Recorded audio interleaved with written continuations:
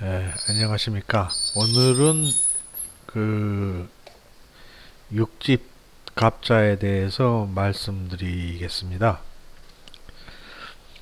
그 육식 갑자는 아주 오래 전부터 우리의 연원 일시를 나타내는데 사용되었는데, 지금도 달력에 보면은 육식 갑자로 표시되는 달력이 많이 있습니다.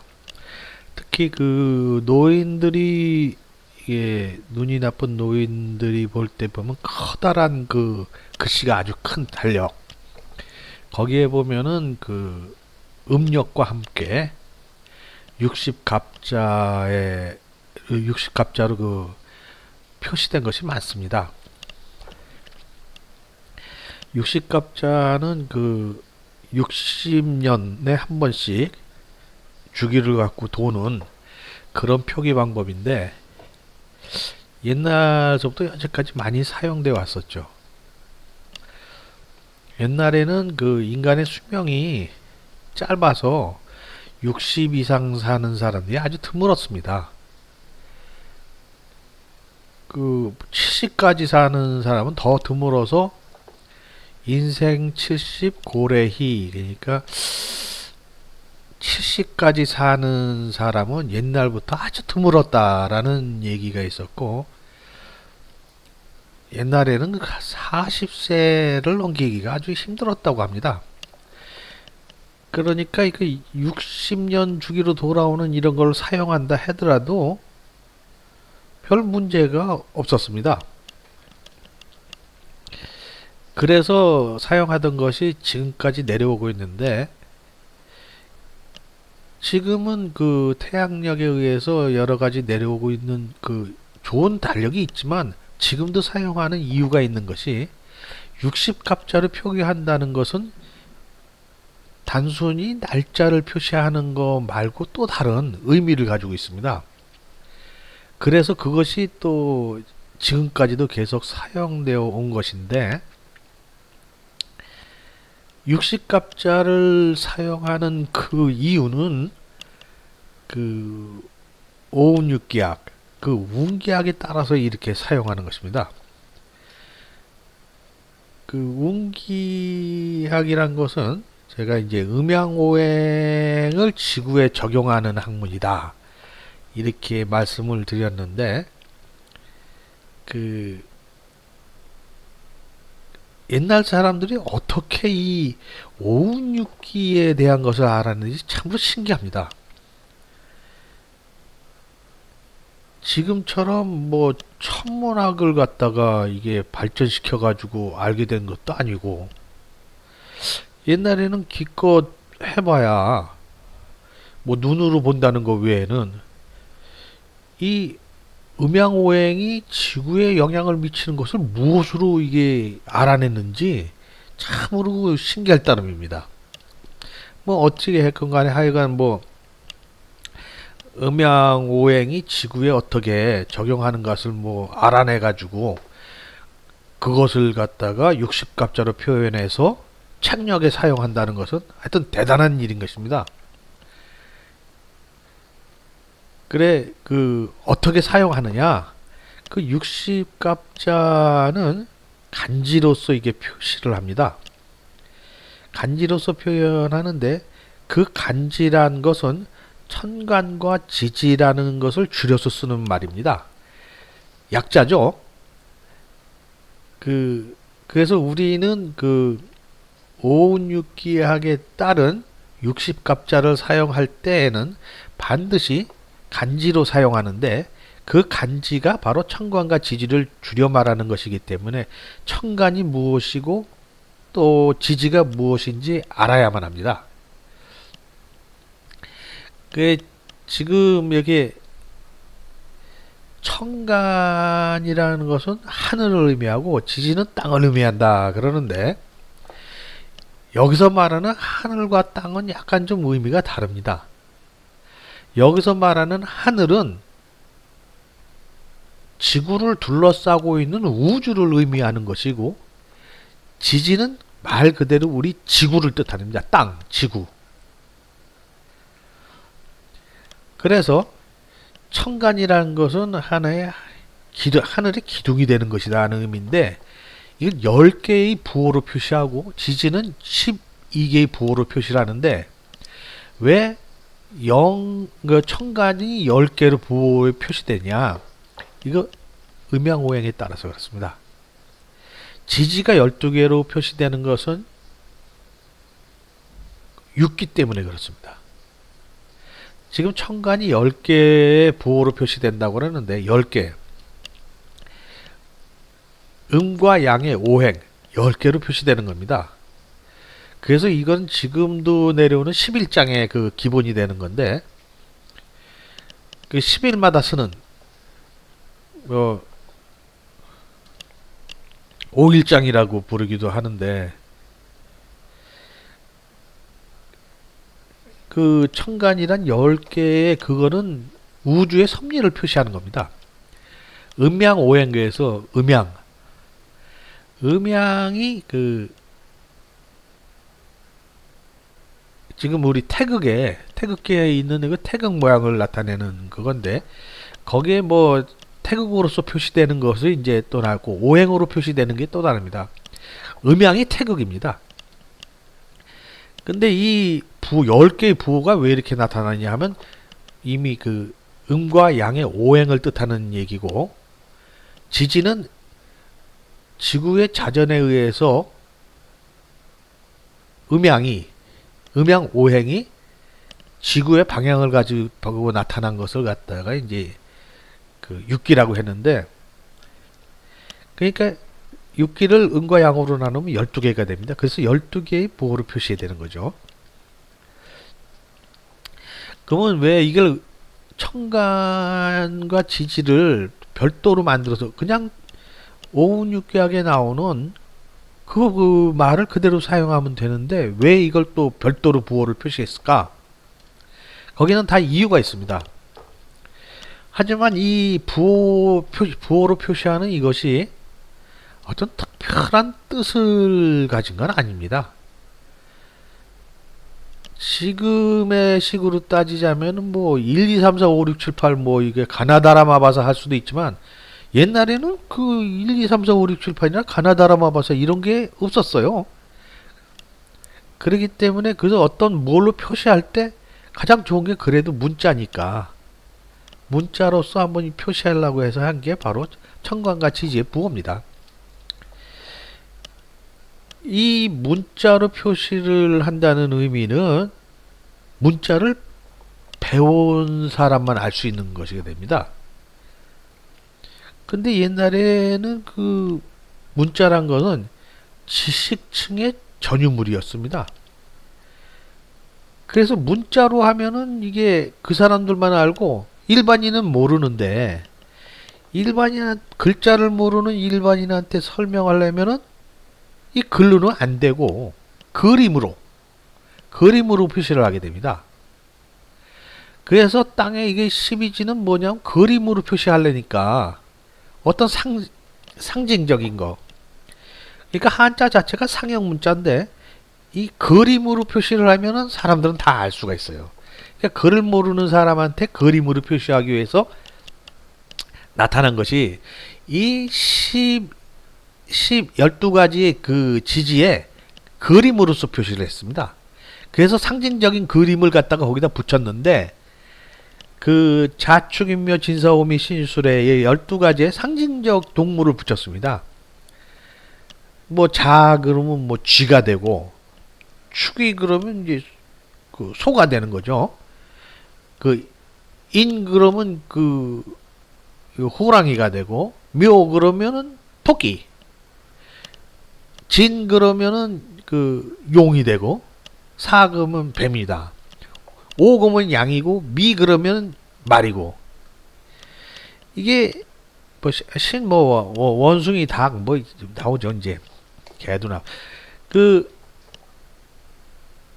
그래서 지금까지 이 12가지 상징적인 동물은 그 내려와 가지고 지금도 그 높은 사람들의 묘 같은데, 왕이나 이 보면은 거기에 12개의 동물이 새겨져 있는 게 많습니다.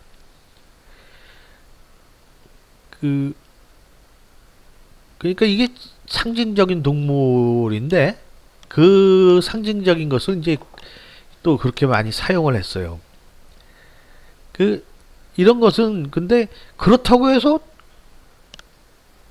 이게 자가 쥐고 뭐 축이 소고 이런 그런 거 축이란 게 소를 의미하고 그 묘가 뭐 토끼를 의미한다는 것은 아닙니다. 그냥 설명을 할 때 글자로 설명이 안 되니까 글을 모르는 사람한테 그러니까 거기는 소를 붙여서 이렇게 얘기를 한 것이지 그게 그 동물을 의미한다는 뜻은 전혀 아닙니다.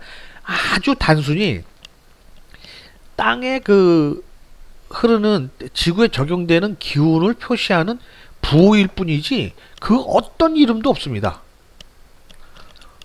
그건 표시하는 부호 그 자체일 뿐이죠.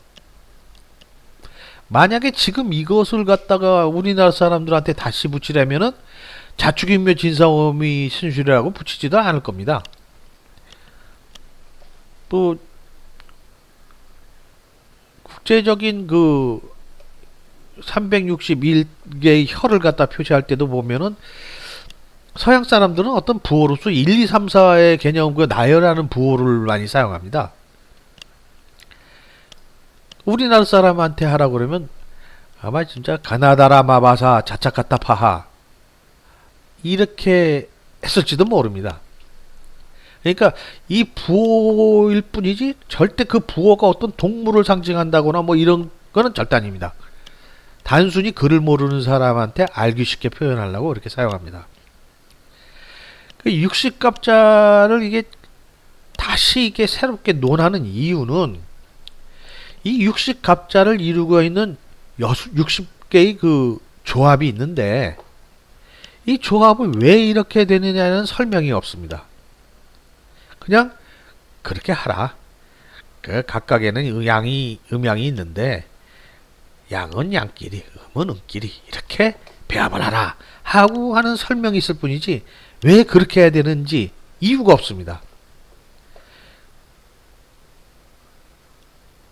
어떻게 보면 너무 당연해서 이유가 없는 것인지 아니면 이유를 안 하는 건지 아니면 몰라서 안 한 것인지 확실히는 잘 모르겠습니다. 근데 아마도 제 생각에는 몰라서 못하는 것 같습니다. 육식갑자라고 하면은 이거는 운기학의 가장 기본적인 기본 중에도 제일 근본이 되는 기본인데 그 기본에 대한 그 이유 왜 이렇게 되는지를 모른다는 것은 상당히 문제가 있는 얘기죠. 그러면 왜 이렇게 붙였을까? 그거에 대해서 알아보고 또 그것이 육식갑자가 활용되는 그 내용도 또한 여기 중요합니다. 단순히 날짜만을 표시하는 게 아니라고 말씀드렸는데 육식갑자는 육식갑자로서 나타내는 것은 연, 월, 일, 시를 모두 육식갑자로 나타냅니다. 그러니까 갑신년 기미월, 기미시 뭐 이렇게 그 육식갑자로서 연, 월, 일, 시를 나타냅니다. 그래서 이 연, 월, 일, 시를 그 아주 인생의 가장 중요한 인생을 떠받치기는 네 개의 기둥이란 뜻에서 기둥주자를 붙여서 네 개의 기둥 그래서 사주라고 부릅니다. 이 사주를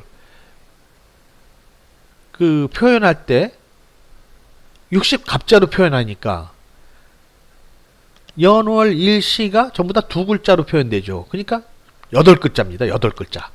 즉 연월 일시가 8글자로 표시되기 때문에 사주팔자라고 부르고 그것이 이제 좀 신비화, 미신화가 되다 보니까 사주팔자를 막 운명이라고 이렇게 점장이들이 사용하는 그런 걸로 표시되게 됐습니다. 옛날에는 그래서 그 통에다가 4개의 기둥을 넣고 흔들어 가지고 뭐 이게 뽑아봐라 어떻게 해서 그날의 일진 일진이라는 것은 그날의 그 그 60갑자로 표현한 그날의 운을 얘기하는 겁니다. 이게 일진, 그러니까 세차, 월건, 일진, 그러니까 연을 그 60갑자로 표현할 때 세차라고 그러고, 월을 갖다가 표현할 때 월건, 일을 표시할 때는 뭐 일진 이래가지고 우리 흔히 말하는 일진이 나쁘다 뭐 이런 거 그런 얘기 많이 들어보셨을 겁니다. 오늘은 일진이 좋네, 운이 좋아, 이런 얘기가 많이 있는데, 이런 것이 전부 다 이게 사주팔자를 보다 보니까 이게 미신과 관계되고 뭐 운명과 관계되는 이런 걸로 얘기하는데, 그것은 많이 그 신비화가 된 겁니다. 이게 물론 원래 사주팔자를 보는 의미와 비교해서 뭐 그렇게 많이 신비화된 건 아닌데, 사주팔자를 보는 의미가 뭐냐, 이 사람이 언제 어디서 무슨 기운을 타고났는가, 즉 어떤 날에 어머니 뱃속에 잉태됐다, 그리고 어떤 날에 어머니 뱃속에서 나왔다, 이렇게 보면서 이제 잉태되고 나온 날을 갖다가 이게 60갑자 사주팔자로 보다 보면은 이 사람이 어떤 기운을 타고났다 하는 것을 알 수가 있게 됩니다. 그러니까 이런 기운은 어디에선 좋으나 어디에서는 나쁘다, 그러니까 미리 나쁜 것을 갖다가 잘 대처해 나가려고 하는 그런 마음에서, 즉 다가올 앞으로 해마다 바뀌는 60갑자에 따라서 해마다 바뀌는, 뭐 연월일시 계속 수시로 바뀌죠. 바뀌는 그런 기운에 어떻게 대처하고 살아야 무병장수할 수 있는가, 예? 그런 것을 갖다 보고 이제 여러 가지 기둥화복을 보게 되는 것이죠. 근데 여기서는 어떤 기운을 보는 것이지 뭐 화가 되고 복이 되는 건 조금 너무 많이 나간 얘기입니다. 예, 조금씩 좀 하다 보면 모든 것이 신비화가 일어납니다. 어쨌든 우리는 이렇게 천간, 10개의 천간이 이제 있는데, 이 천간이 계속 변화가 되면서 옵니다. 즉, 어떤 순서로 진행이 돼요. 진행되는 순서로 얘기를 하자면은 일반적으로 가물병정, 무기경신, 임계, 이런 식으로 이제 계속 되돌아가면서 순환을 하게 됩니다. 이게 바뀌어진다는 것은 이제 그 천간이 움직인다는 뜻인데, 하늘의 움직임을 말합니다. 그 다음에 이제 지지도 있습니다. 지지도 똑같이 움직이는데, 그 움직이는 순서가 자축인묘, 진사오미, 신유술에 이런 식으로 움직이게 됩니다. 제가 상화라는 데서 얘기했지만, 하늘에 있는 음양오행이 지구의 회전으로 인해서 지구에는 방향을 가지고 나타난다고 했는데, 방향을 가지고 나타나는 그것이 바로 육기인데, 그 하늘이 변함에 따라, 하늘이 변하면은 나타나는 육기도 같이 변합니다. 어떻게 변화하느냐, 하늘이 양의 상태에 있을 때, 예를 들어서 하늘이 양의 상태에 있을 때 지구가 자전하면은 지구로 방향을 가지고 나타나는 힘은 역시 양입니다. 하늘이 음일 때는 지구에 나타나는 힘도 음이고요. 근데 이것이 하늘에 있는 그 힘이 자꾸만 바뀌어요. 10개의 부호 상태로. 즉 보면 10개의 갑을병정, 무기경신, 인계라고 했는데, 양에 속하는 부호가 갑병, 무경이 임이고, 음에 속하는 부호는 을정, 기신, 계입니다.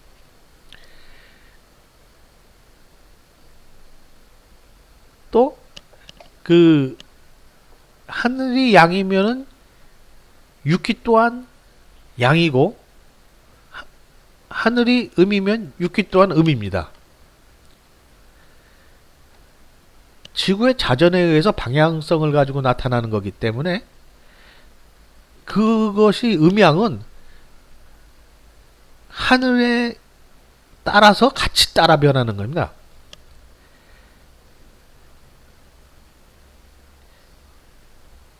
그래서 청간이나 지지가 음양으로 이게 나눠지게 되는데, 우선 청간이 왜 음과 양으로 구분이 되냐?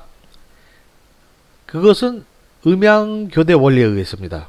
음양교대 원리란 것은 다음에는 양이 와야 되고 양 다음에는 음이 와야 됩니다.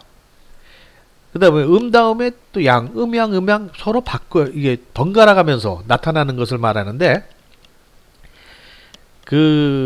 옛날서부터 이런 하늘의 움직임을 몸으로 느끼는 사람들, 뭐 도사라든가 수련을 한 사람들은 그걸 몸으로 느낀다고 합니다. 그 사람들이 이제 맨날 뭐 알아본 게 이제 음양이 번갈아 드는 것이구나.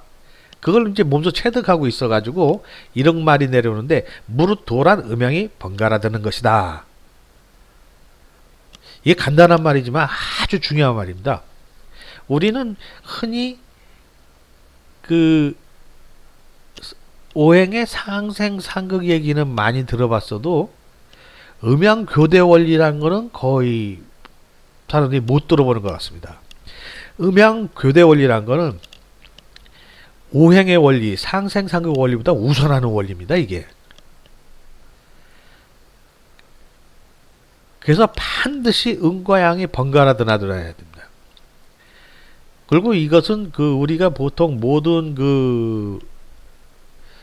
하나의 파형을 얘기할 때 사인파라는 것을 얘기하는데, 사인파가 음과 양을 갖다 덤나드는 것처럼 모든 이 천지간의 모든 것은 음과 양이 서로 번갈아 드나드는 겁니다. 아주 중요한 원리죠. 그러면 음양교대 원리 말고도 또 이게 다른 것이 있습니다. 음양교대 원리는 뭐냐면 음과 양이 번갈아 드는 건데, 이 원리 말고도 동시성의 원리하고 비분리의 원리가 있습니다. 이런 것들도 역시 오행의 상생상극 원리보다 우선하는 원리들입니다. 그렇지만 우리가 일반적으로 얘기할 때는 상생상극 외에는 이런 동시성의 원리와 비분리 원리를 갖다가 말하는 것을 거의 들어볼 수가 없었어요. 그러면 이제 이게 음양교대 원리는 조금 전에 대원리로서 음과 양이 서로 번갈아 드는 것을 얘기했는데, 동시성의 원리하고 비분리의 원리도 있습니다.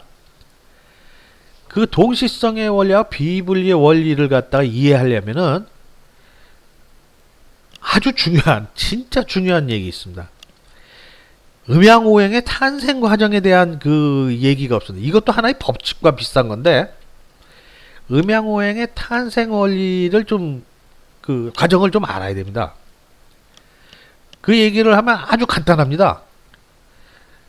즉, 태초에 무극이 있었다. 무극이란 거는 극이 없는 걸 얘기합니다.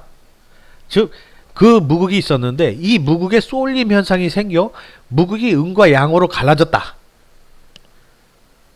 이게 말하는 음과 양으로 해서 음양이 생겼다는 것이고, 태극을 의미합니다. 태극기의 가운데 있는 태극이 의미하는 거예요. 태극. 음양을 태극이라고 부릅니다. 뭐 사람들은 태극은 특별한 거 뭐 이렇게 생각하는데, 태극이 음양입니다. 이렇게 태극이 음양이 갈라진 것이 회전을 하면서 5가지 기운을 펼쳐냈는데 이걸 오행이라고 합니다. 즉 보면 우리 태극기 안에 서로 돌아가는 모양으로 되어 있죠. 태극이, 음양이. 바로 이게 회전하는 것을 의미합니다.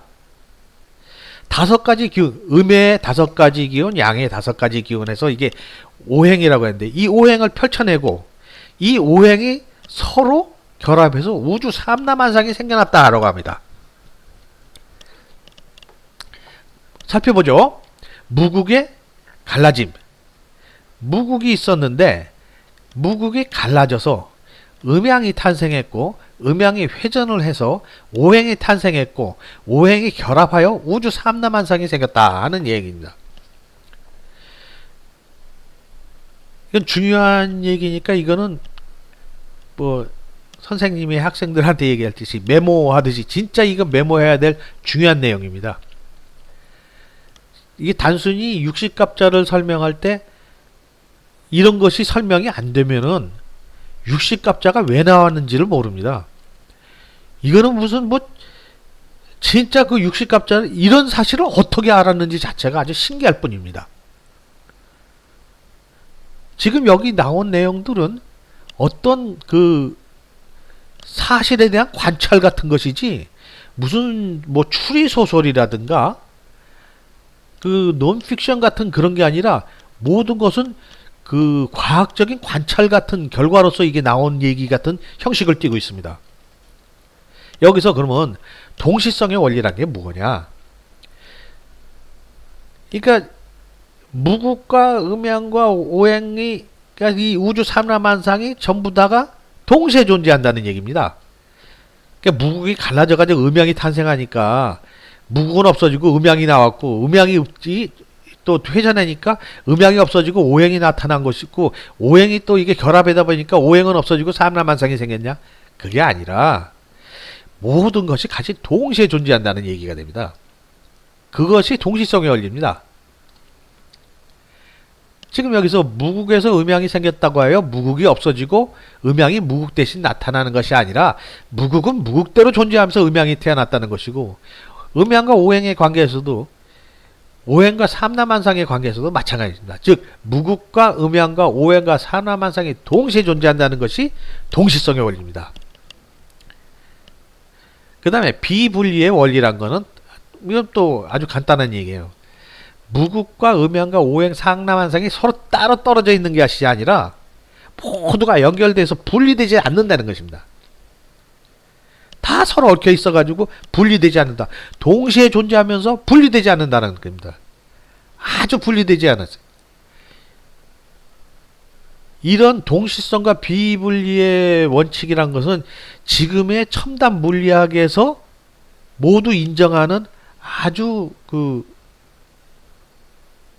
우리가 알지 못하던 굉장한 원칙입니다. 이게 지금 말하는 오행의 상생상극 원리, 이것도 동시성과 비분리의 원리가 적용되지 않으면 결코 일어날 수가 없는 것입니다. 다 연결되어 있고 분리가 되지 않기 때문에 상생상극이 이루어지지 따로따로 떨어져서 연결되지 않았다고 하면 어떻게 상생상극 원리가 적용이 되겠습니까? 지금 보십시오. 아무것도 없다고 생각하는 우주 공간을 중력이 영향을 미치고 전자기파가 영향을 미칩니다. 어떻게 영향을 미치겠습니까? 뭐가 연결이 되어 있고 동시에 존재하자면 영향을 미칠 수가 없습니다. 지금은 공간은 아무것도 없다고 그러는데 빈 공간이라고 그러지만 지금 물리학에서는 거긴 비어있다고 보지는 않습니다. 무언가 있다고 봅니다. 그 무언가 있는 공간에서 끊임없이 물질이 나오고 없어진다고 합니다. 오행의 관점에서 보면 그것은 아무것도 없는 게 아니라 그것이 무국입니다. 지금 우리가 그 육기라고 하는 것을 갖다가 지금 배우고 있는데 그 육기의 기를 생각해야 됩니다. 기란 무엇이냐? 어떤 힘입니다. 벡터. 즉 우리 현대 과학에서도 어떤 방향성을 가지지 않으면 측정을 할 수가 없습니다. 즉 벡터가 되어야만 그 내용을 전기도 어느 방향에서 어느 방향으로 흐르는 벡터가 되니까 전기의 전압이나 전류를 측정할 수가 있는 겁니다. 어느 방향을 그 방향성을 갖지 않으면은 있어도 측정이 안 되는 거죠. 즉 오행의 측정이 안 되는 것은 방향성이 없기 때문입니다. 방향성이 없다는 말은 모든 방향으로 다 적용된다는 소리죠. 방향성이 있다는 것은 모든 방향으로 적용되는 게 아니라 어떤 특정한 한 방향으로만 미쳐진다는 것이죠. 그래서 육기라고 하는 것입니다. 기운. 즉 벡터가 되어야 힘으로써 우리가 중고등학교에 과정에서 배우는 벡터가 되는 것입니다. 지금 여기에서도 보면 어떤 기가 전달된다는 것은 벡터로서 어떤 매질이 있어야 가는 겁니다. 매질. 지금 옛날부터 우주 공간에 에테르라고 하는 매질이 있을 것이다. 그걸 갖다가 또 있다고 가정을 했다가 또 없다고 됐다가 아니다 다시 있을 것이다고 됐다가 또 다시 뭐 재보니까 몰리와 마이켈슨의 그 실험 같은 걸 통해서 보니까 또 없다고 됐다가 또 지금은 뭔가가 있다고 해. 끊임없이 그 영향이 있는데 왜 그런 얘기가 나오냐? 뭔가가 분명히 있는 것 같은데 실험적으로는 측정이 안 됩니다. 왜? 벡터가 아니고 스칼라이기 때문입니다. 양만 있지 어떤 한 방향으로 움직이는 것이 아닙니다. 그렇지만 우리가 또다시 추측해 볼 때 이런 벡터들이 전자기파도 다 벡터하고 그 중력도 벡터입니다. 이것이 어떤 데 영향을 미치라고 전파되는 거는 분명히 그 전파가 되도록 하는 무언가가 있습니다. 실제로 그걸 발견하지 못한다 하더라도 우리가 상상으로서 알 수 있는 것은 뭔가 연결돼서 분리가 되지 않기 때문에 그것이 연결이 되는 것이지 다 따로따로 있다 그러면 연결되는 것이 하나도 없습니다. 지금 우리는 지금 오행 60갑자를 갖다가 오행의 관점에서 이렇게 보면서 설명을 하는 것인데 이 비분리와 동시성의 원리 그 다음에 음양교대 원리 그 다음에 물극필반의 원리 이런 것들은 오행의 그 상색상극의 원리보다 우선하는 원리입니다.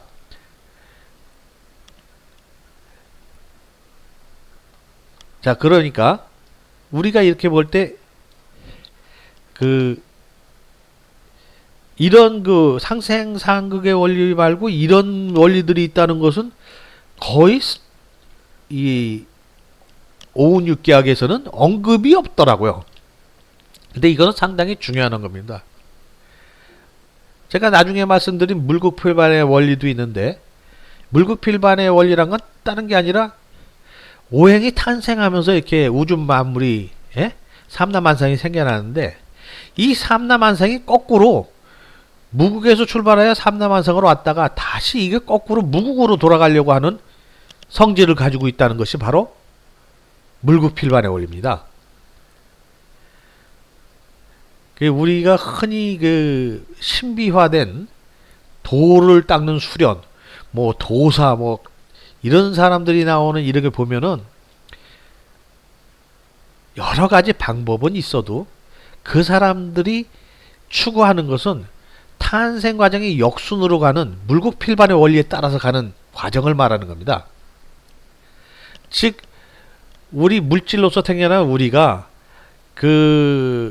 물질보다는 하나의 파동이라고 해야 되는 파동, 사념의 파동을 통합해 가지고 음양을 넣으며 무극으로 가려고 하는 것이 바로 도의 수련 과정입니다. 그 과정에 있는 것이죠. 뭐 얘기가 여러 가지 근대로 나왔지만 좀 많이 넘어간 것 같지만 사실은 중요한 거 가지고 반드시 이해하는 과정입니다. 물극필반의 과정을 갖다가 이제 같이 삼라만상의 생성 과정과 연결시켜 보면은 이 우주는 삼라만상을 끊임없이 생성하고 끊임없이 소멸해서 다시 그쪽으로 돌아가는 걸 반복하고 있는 겁니다. 자, 그러면 이제 다시 천간으로 가보죠. 천간이 하나의 변화하면서 움직이는 그 순서가 있는데 그 순서가 어떻게 움직이냐? 결국은 음양오행이 결합해서 삼라만상이 이루어졌다고 하니까 그 오행은 어떻게 움직이냐? 아무렇게나 움직이는 게 아닙니다. 오행은 상생상극의 원리에 따라서 움직이는데 가장 중요한 상생의 원리가 있습니다. 즉 목 다음에는 화가 오고 화 다음에는 토가 오고 토 다음에는 금이 오고 금 다음에는 수가 오고 또 다시 수 다음에 목이 오고 하는 그 상생의 원리대로 이게 변화돼 갑니다. 제가 말씀드렸듯이 예를 들어서 목이 닭이 알 나는 것처럼 화를 낳는 것이 아니고 목 자체 일부가 변화가 돼가지고 화가 된다는 것이죠. 즉 목화 토금수가 다 있지만 그 각각은 자기의 그 자에 해당하는 것으로 스스로 변화해가는 과정입니다. 끊임없이. 이것은 꼭 그 음양교대 원리에 의해서 그 음에서 양, 양에서 음으로 변하는 이거하고 같은 비슷한 원리입니다. 그래서 천간이 움직일 때는 음양교대 원리와 에 의해서 음양이 움직이고 상생의 원리에 의해서 목화토금수가 움직입니다. 그러면 어떻게 되냐? 그 움직이는 과정이 바로 여기서부터 목화 토 금 수 목 하면서 오지만 이 음양은 음양 음양 음양이 계속 반복하면서 갑니다. 그래서 이와 같이 변화하는 관계 변화하는 순서를 천간의 움직임으로 표시한 거죠. 즉 갑을 병정 무기 경신 임계 갑을 병정 이렇게 움직이면서 가는 겁니다. 그게 천간의 움직임이라는 게 바로 이런 겁니다. 갑을 병정 무기 경신 임계고 여기서 갑 병 무 경 임은 양에 해당하는 거고 을정 기 신 계는 음에 해당하는 거다. 순서가 갑을병정 무기경신 인계로 가지만 그 중에 음과 양은 이렇게 구분이 된다 하는 거죠. 그러면 육기란 건 이제 자전축이 기울어져서 도는 지구에 오행이 6가지로 변해가지고 방향을 가지고 나타난 것이다. 이렇게 설명했죠. 그러면 오행을 그러니까 지구를 둘러싼 오행이 갑을병정 무기경신 인계 요 순으로 변할 때 육기도 같이 따라 변합니다. 근데 문제는 육기가 10개가 아니라 12개라는 거죠. 그렇지 않겠습니까? 뭐 어찌됐든 간에 오행이 양이면은 육기도 양이 돼야 됩니다. 오행이 음이면 육기도 양. 근데 문제는 10가지 변화를 하는 동안에 지지는 12개의 변화를 일으켜야 됩니다. 왜? 지축이 기울어져 가지고 육기가 됐으니까. 오행이 지축이 기울어지지 않았으면 오행이 오기가 됐을 텐데 지축이 기울어져 가지고 오행이 육기로 바뀌었다는 소리입니다. 육기. 그러니까 오행이 한 사이클을 돌 때 육기도 한 사이클을 돌아야 됩니다. 무슨 얘기인지 좀 이해가 되시는 분은 모르겠지만 오행이 상생의에서 한 바퀴 돌 때 왜? 육기는 지구의 자전축에 의해서 방향음만 가진 것이지 거기도 한 사이클을 돌아야 됩니다. 왜? 오행에 따라 육기가 같이 변하는 거니까. 그래서 하늘에서 10가지 순서로 변화할 때 지구에서는 12개의 변화가 일어나는 것이죠. 그것도 어떻게 변하냐? 하늘이 양이면 지구도 양, 하늘이 음이면 지구도 음. 그래서 천간과 지지가 양은 양끼리, 음은 음끼리 변화되는 게 같이 어울려야 된다는 거죠. 지금 보면은 양의 오운, 목화토금수 5가지 오운이 진행될 때 양의 육기가 나타나니까 총 30가지입니다. 또 음의 경우도 30가지죠. 그러니까 총 60가지의 경우수가 나타나고 그 경우수가 순차적으로 돌아간다는 겁니다.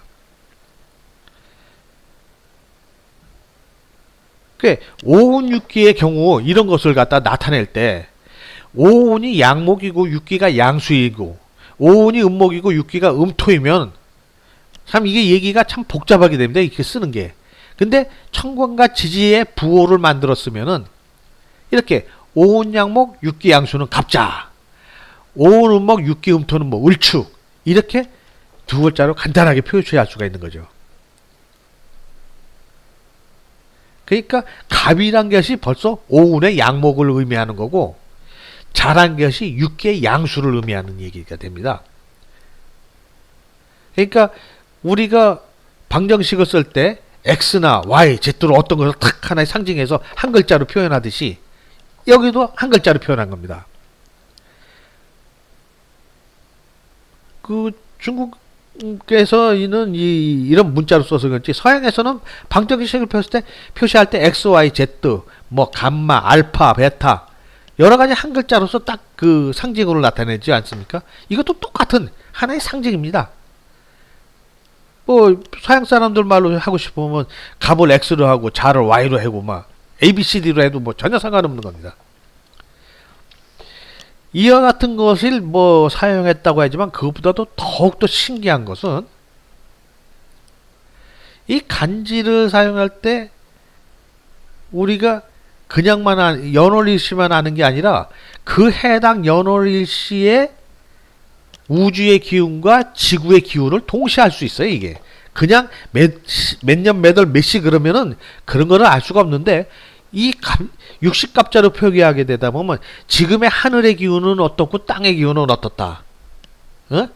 올해의 기운은 어떻고 오늘의 길이는 어떻고 오늘 그 아침의 기운 뭐 점심 저녁 한밤중 다 각각의 그 시간대에 하늘과 땅의 기운을 동시에 알 수 있는 그런 것이 되는 거죠. 근데 이게 언제서부터 기록은 없습니다. 하지만 기록으로 나타난 데 보면은 이 고기라는 게 있습니다. 고기에 보면은 BC 2100년 그러니까 2100년에 그 즉위한 그 단군 조선의 5세 단군이죠. 5세 단군은 9월이라고 하는데 그 단군이 즉위해가지고 4년 뒤에 2096년에 BC 2096년에 60갑자를 사용해서 책력을 만들었다. 이런 기록이 있습니다. 참 그때 우리 조상 어떻게 이 5운6기를 알아냈는지 지금 생각해도 참 대단한 겁니다. 정말 궁금해요. 어떻게 5운6기를 알아냈는가. 자, 60갑자는